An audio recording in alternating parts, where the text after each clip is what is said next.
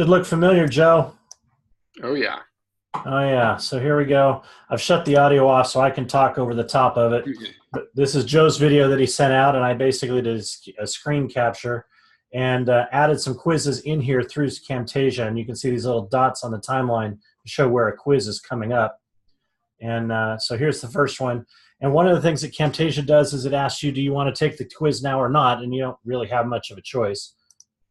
And so, you ask the question. You get your multiple choice as one possibility. This is clearly JP.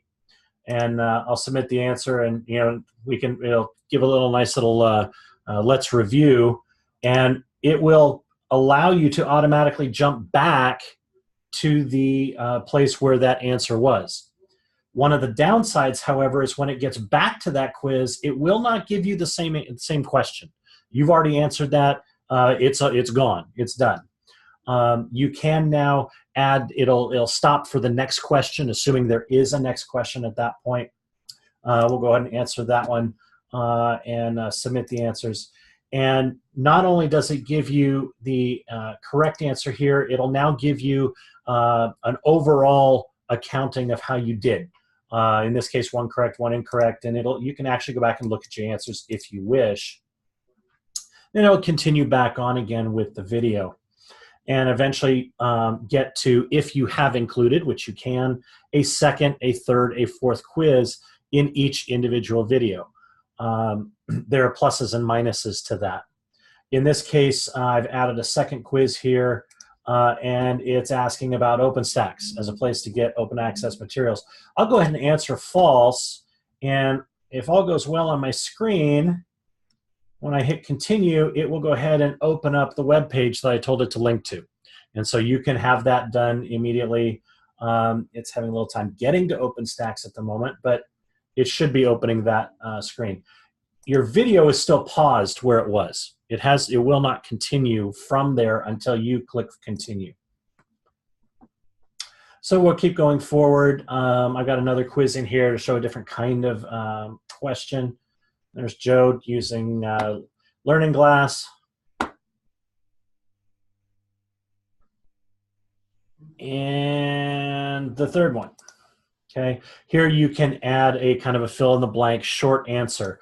Now, Joe uses a flipped classroom approach to teaching according to his video, and I'm going to go ahead and put in flipped, and I'm going to purposefully misspell it. And you can see what will happen is it will be marked wrong, because unless you put in all the right or potentially misspelled answers, Camtasia doesn't know the difference and marks it wrong.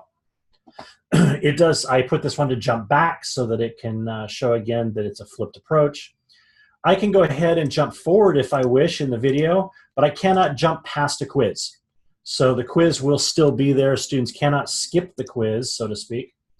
But this shows one problem for chemists with Camtasia, and that is in the quizzing section, you cannot use superscripts or subscripts. And so if you want to put in a chemical formula, it is impossible to do correctly. I just threw in methanol. This is as close as you can come. You can imagine that for something complex, that could get pretty tricky for students. Okay, so that's the end. I'm going to let it play out.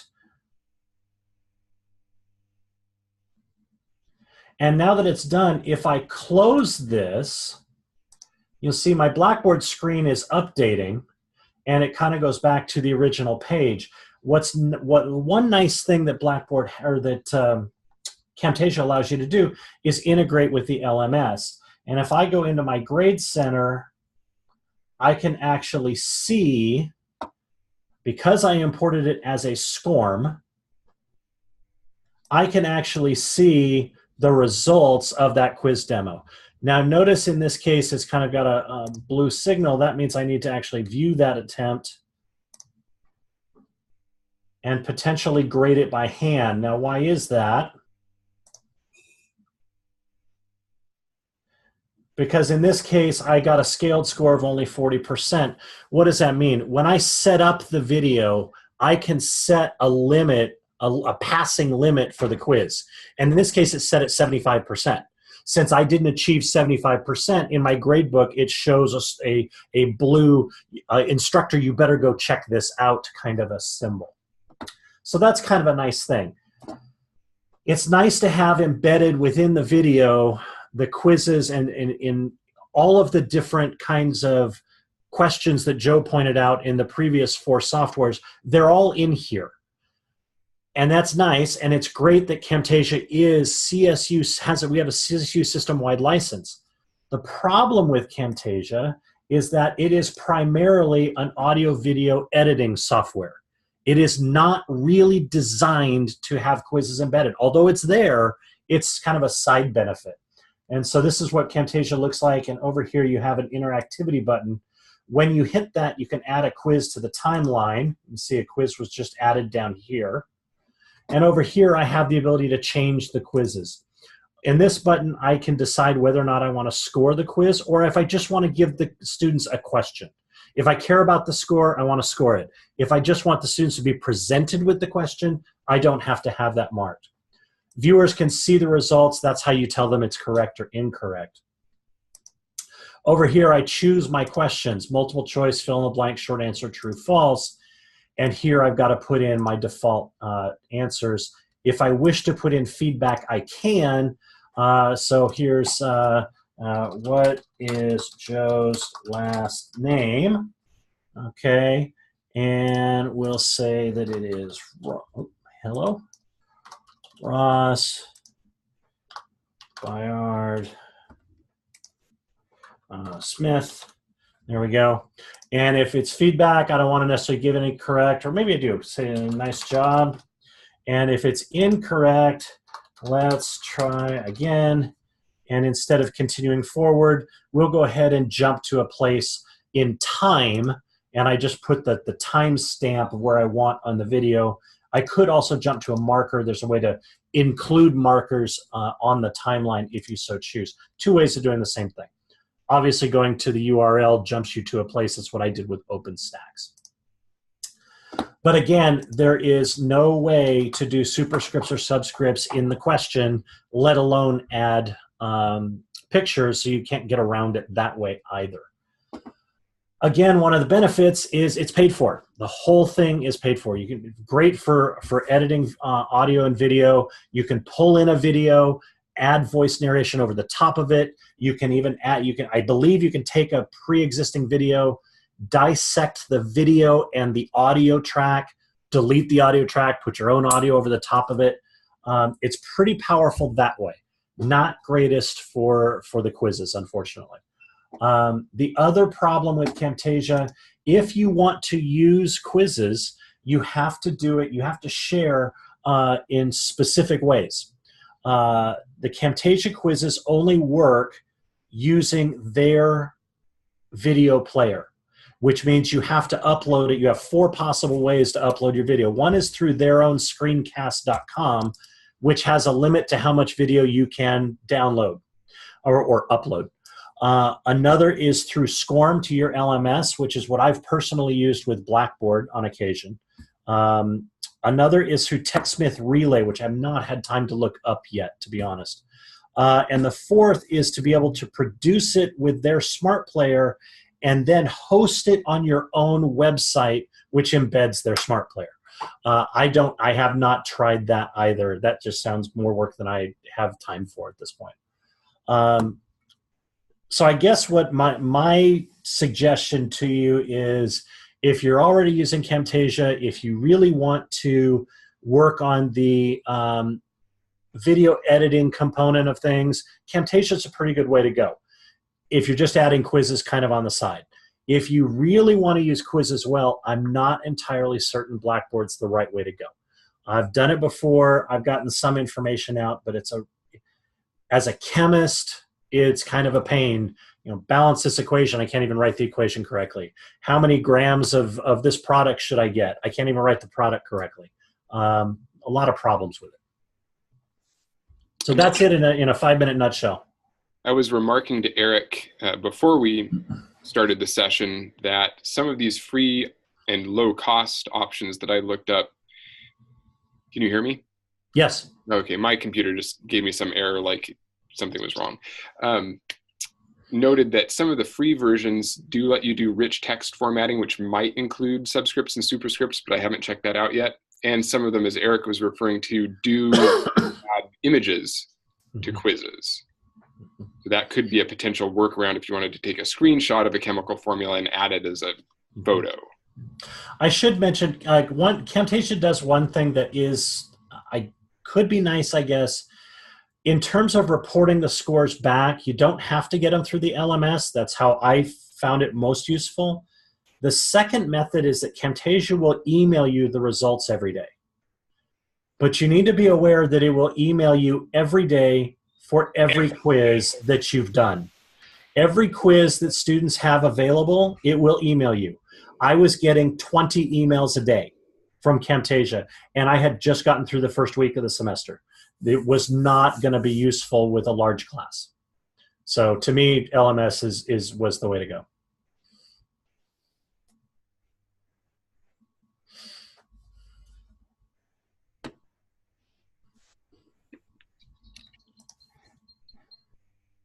Any other questions, comments that we can help with?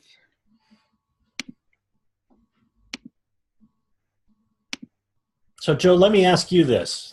Now that you've seen a number of them, you like having quizzes in your video. I like what do you think is the best use for you?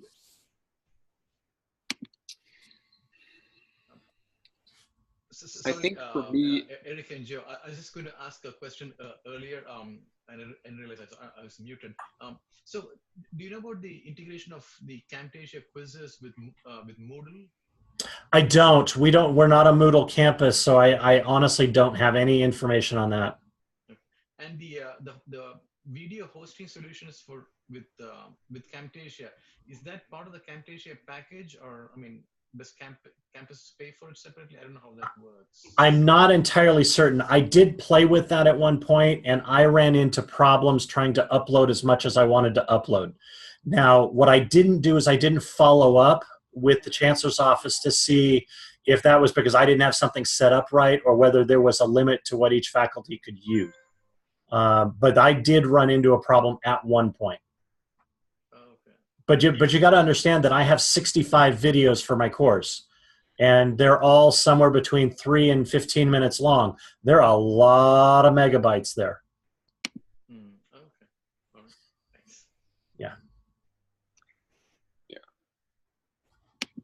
I think, getting back to your question, Erik, I think my use case or my best scenario for using videos might really be to sort of scaffold engagement, not just to collect feedback from students about videos, but to add in, to use even the free response questions, not to actually expect students to give me answers, but to just pose questions to help guide them through understanding the video, or not ask questions, but just add statements to the video. Yeah. And you can do that with any of the free options. All of them offer this free response option. That's one of the things I liked about the Camtasia was not scoring a question. I can still ask a question. It doesn't go to any kind of score. It's not a summative type assessment, but I get the point across to my students that you need to be thinking about this topic. Absolutely. Yep. That, and like I mentioned, the ability to jump to websites, for example, link to your textbook or whatever sort of resource. Yeah. Some other video on another topic, some PhET simulation, a whole bunch of different things. I like that, and I like the ability to essentially jump back in time to the video where the correct answer might be if a student got it wrong, or let's review this, this topic. That's what I would be looking for. Yeah, absolutely. So I've only just started playing with this. I've never done this before. I learned all of that in the last 7 days. And now I'm looking forward to starting to augment all those videos I've created with these sorts of tools. It's just in time presenting. Yes. Absolutely. Yeah, I did you get the feeling that Kathy was interested in looking toward a CSU site license for PlayPosit? Well, she asked for feedback, so take that as you will. Yeah, could be. I'm definitely going to give her feedback, and that's why, again, I'd ask all of you that have responses about whether or not play, pause it sounded useful. Were there benefits? How would you use it? Or what are concerns you would have? If you send those to me, either ask now or email me or something like that, I'll sort of compile them and send them on to Kathy. I'd like to look into it. I'd like to have, I think I'd like to have a better way of getting students to think about what they're gaining from the video as they're watching it. Mm-hmm. You know, I put learning objectives on the front of all my videos, but that doesn't mean that I have a method for seeing if the students are actually getting something out of it, given the fact that I had to dump videos earlier on. Right. And I suppose for the record, I should comment that the reason that I initially got interested in quizzes and videos was to ensure students are watching them, put point values on them. But I might still do that, but now I see all these other options as well and benefits. I originally wanted it integrated to the LMS so that I could track whether or not they're watching. Sure. I didn't want to apply points, but I wanted to track it. I quickly found that Blackboard did not track SCORMs very well. Oh, I remember you mentioning that, yeah. Despite what our IT people said, it did not work the way they said it did. And I did all the trials. I did the n-dimensional trials and got all the different results. I pushed it to them and said, see, it does not work. Here are all my links. You can try it yourself with what I did. And they don't talk to me anymore. Right. So. Darn scientists and your scientific. I know. Data driven, right? Oh, well.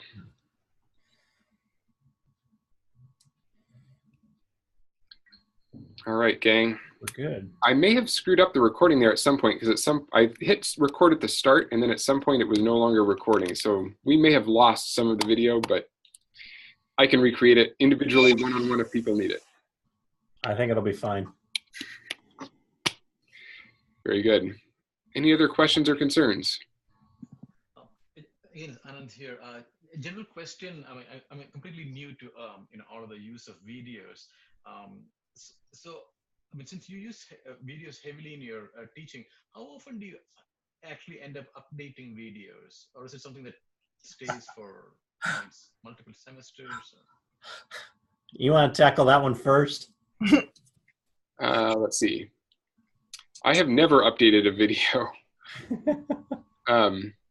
I create new ones, which I guess you could consider updating when I revise a class or something like that. But video editing. Yeah, no. That's why I like the idea of having short videos. If it's no longer applicable to the class, if I've changed something and I don't want to include that content anymore, I feel okay not using that video anymore. And I still have the video around in case I do want to use it again in the future, but it's almost easier to record something new. If you're using you should have videos no more than like a half minute to 2 minutes to make a point. It's not a huge investment in time. Yeah, I can't, given what we do, half-minute, 2-minute videos just isn't going to cut it.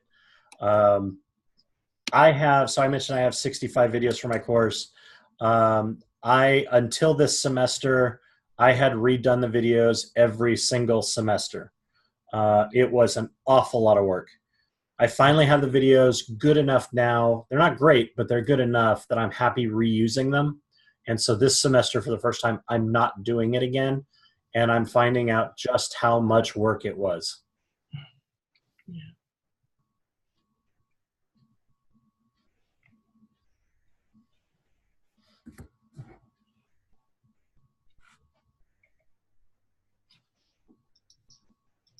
Any other questions?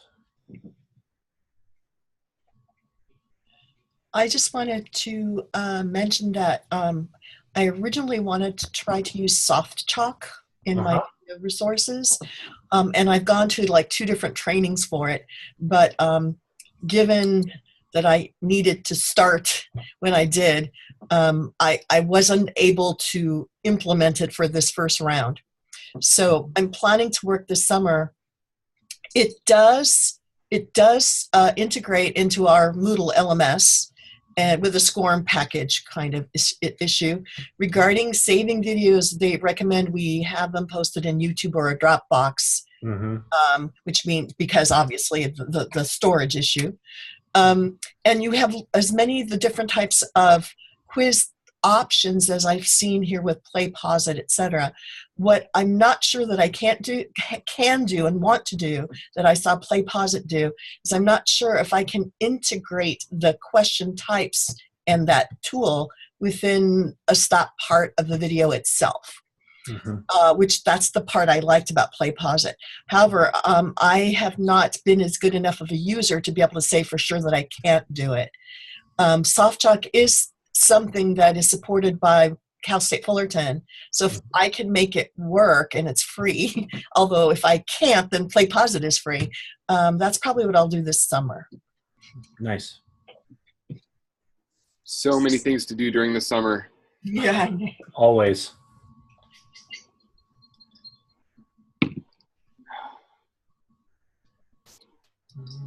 Guys, I have to go to teach my next class. That's I love this. Thank you. Yep, you're welcome. Really, I really appreciate it. So I'm sorry to leave early and with the discussion, but no, Barbara, we're all in the same boat. I got a student coming in. I think Joe does too. Okay, thanks a lot. Thanks. We're wrapping up. Barbara. Okay, Have a good afternoon and weekend. thanks. All right. So Lisa and Anand, thanks both of you as well for showing up and listening to what we had to say. And Anand, certainly thanks for all the questions. Good. I'm gonna update my summary table of that comparison of the software packages. And I should point out, although it's not really necessary, that I am not paid by and I do not own stock in any of those companies. Ditto. Yeah. All right. So I'm going to stop recording, and then again, everybody, please have fantastic weekends, and we'll see you at our next cohort video, hopefully. Absolutely. Take care, everybody. Zoom away. Thanks, Eric. That was good.